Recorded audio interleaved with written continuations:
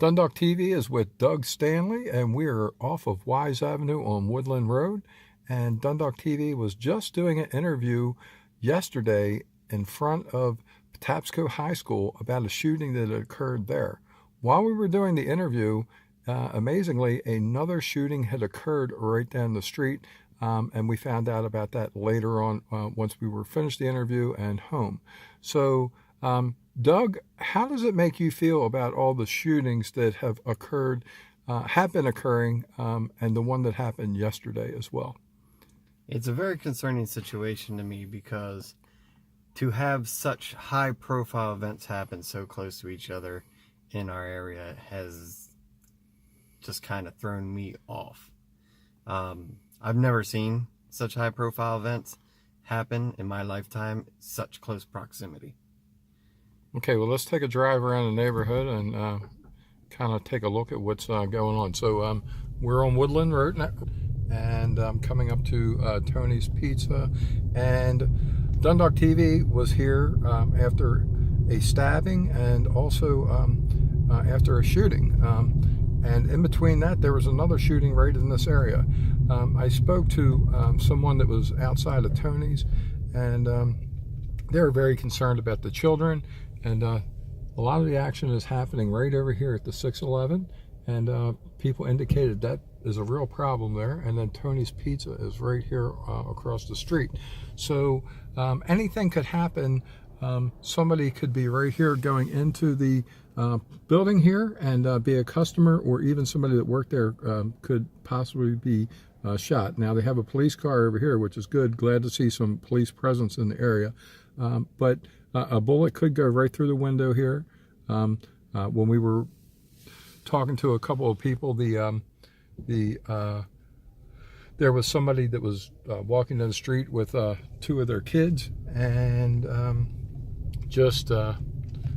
these people that are on the street doing the shooting, they just don't care. So, Doug, we're going to take a little ride back here through the neighborhood and see what's going on. This street right here, that name right there, I recognize that from some of the police reports that I was reading online the other day. And it's a real shame that we're having all these problems, but something needs to be done. We need to put pressure on our elected officials and also judges, and we need to start making sure that the people that are creating these crimes and doing these crimes are dealt with appropriately.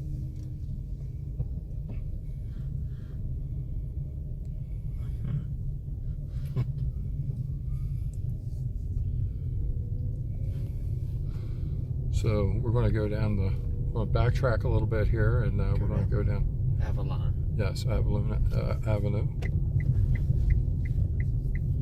And the trouble is really coming right up from here. So somehow or another, it's all coming up to that corner there, and where the store is at. I was told by some of the locals that that's just a real hot spot for trouble. So, but we're trying to figure it out, and we're on the streets now, taking a ride through and seeing what we can see. Get some kind of indication what's going on. Yes, Doug? We come down Avalon here, Inverness, then that has the cut through over to West Inverness. Okay, well, you're doing the driving, so. And here's where the shooting was, right up here, right the other day. And that one of the people died, and the other person I heard was taken off life support. And we were doing an interview there yesterday, so when this other shooting occurred. So, how many shootings can you remember, or how many shootings do you remember? We had the one in our neighborhood on Dunran, and then there was supposedly another one there right after that. Another one there that got no media attention, but there was a heavy police presence, and there was reports of shots fired in that area. But it got like virtually no media attention. And that's right across from another school. So. And that's right in the same apartment complex. The I guess it's called Silver Brick Townhome area now. Yes, it is Silver Brick Townhomes. Yes, and the Way Apartments. Yes.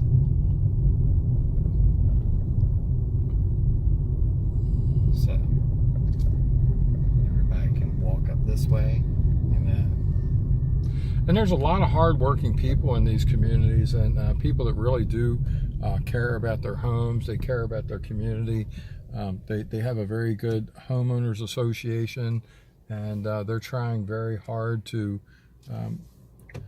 keep the neighborhood safe and clean. Pretty good community association as well.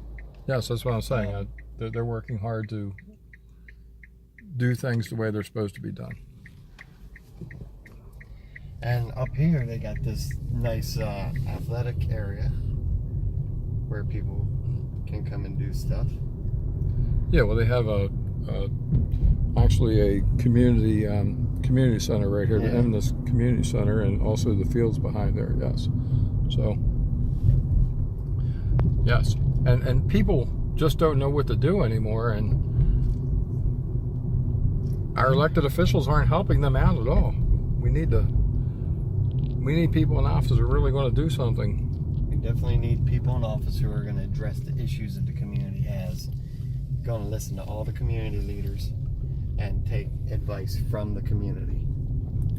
Yeah, well, I haven't heard one word from them. I haven't seen one thing online from any of our elected officials about any of these incidents. Have you? I have not either.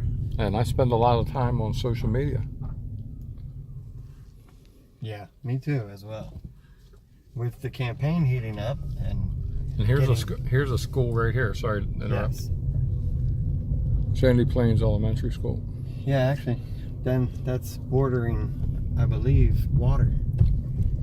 So it's a lot of nice places for kids to go and play and whatnot, basketball. Oh yeah, well we have a beautiful waterfront community, overall. So we're very fortunate to live in such a beautiful area, but unfortunately, the crime is just totally out of control.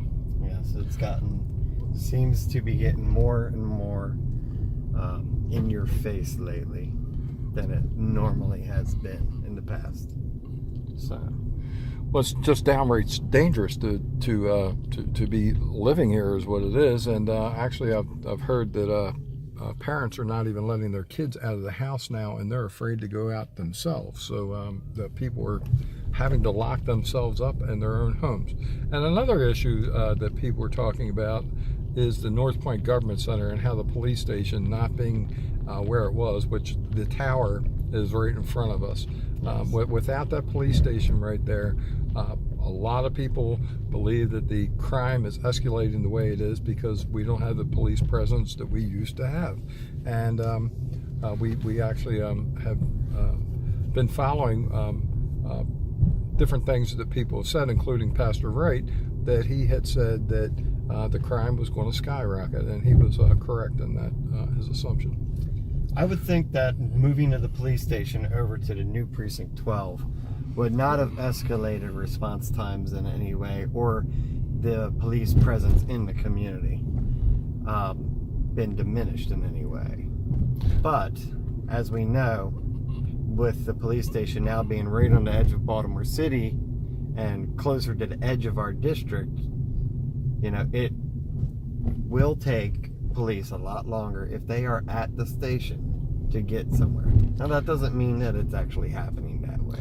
Well, it is happening that way because I've been at the North Point Government Center, and when we were there the other day, there was police cars that were coming down the road, and they weren't at the station. So if there would have been more cars at the station, they could have just been leaving there. So when I saw when the police station was there, the police rolling out of that location and heading down the road. So now they're not at that location, and it creates a time delay on when they can actually get to the scene. And without having the police station there, it's less of a presence of the police in the neighborhood, and that's helping drive the crime.